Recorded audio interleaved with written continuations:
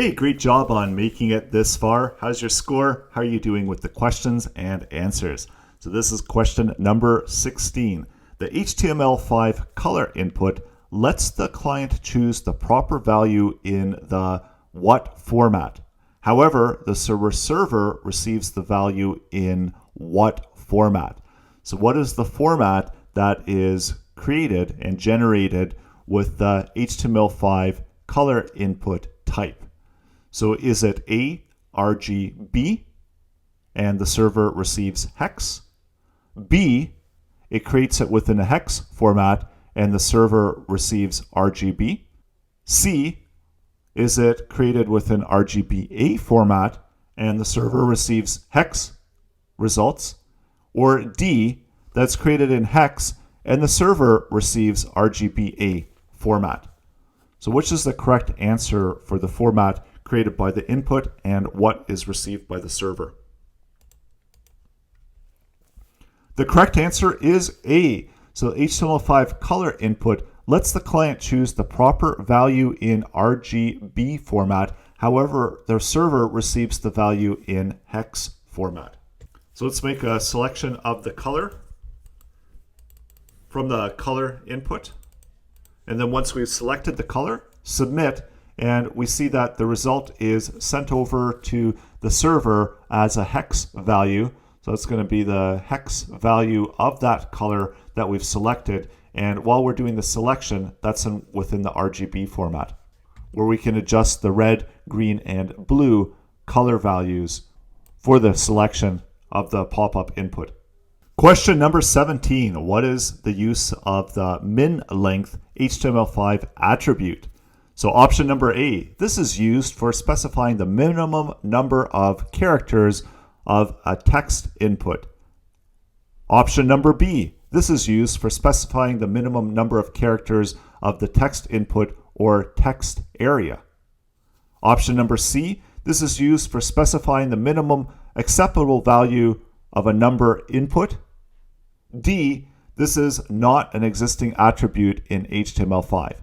So what is min length HTML5 attribute? So what is the use for that?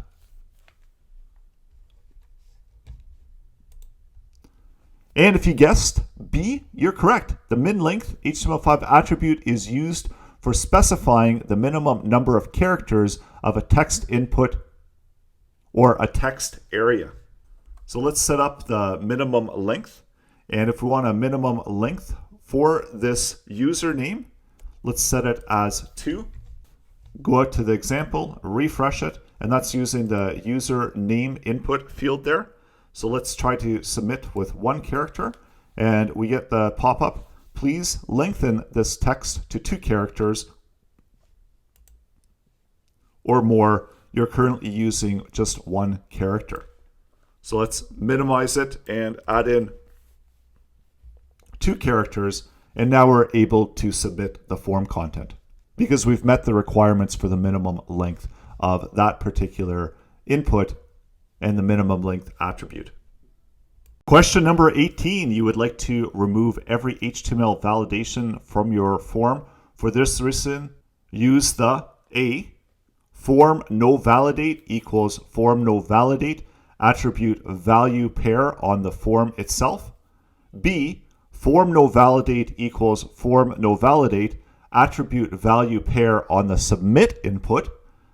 C, form no validate equals form no validate attribute value pair on the necessary form inputs. So where would you place the form no validate equals form no validate? Would you be placing it as an attribute pair on the form, on the submit input, or on the inputs themselves? So A, B, or C for question number 18. And the answer to question number 18 is B. When you're using form no validate equals form no validate on the submit input itself, then all validation rules are removed. An example is below. So we've got the first 2 inputs are required, and the submit input has the attribute of form no validate. So that's the answer for question number 18. Moving on to question number 19. Which statement is true for form encrypt HTML attribute? So option number A, it is used on the form element itself. It specifies the form data encoding. B, it's used on the submit element itself. It specifies the form data encoding. C, it is used on the form element itself. It specifies the sending method. D, it is used on the form element itself. It specifies the sending location. So which statement is true from A, B, C, or D about the form encrypt HTML attribute?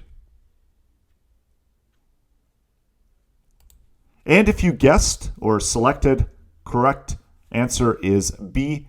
If there are more submit buttons, we can use different data encoding using this attribute on them. So the correct answer was B, where it is used on the submit element itself. It specifies the form data encoding. So it's sitting on the form submit itself. Question number 20. The HTML5 form attribute is used on the submit element itself. It specifies the sending method for that specified submit element. So the what HTML5 form attribute is used on the submit element itself. So A, is it method? B, is it send type? C, is it form method? D, is it action? Correct answer for number 20 is C. By default, every form has a method attribute that is post or get. On sending the form, this is going to be the method. For overriding this behavior for an HTML submit element, use the form method attribute. An example is below. So if we want to override the default method, when we click the submit button, we can use the form method attribute to override get and specify that this form should be submitted with post.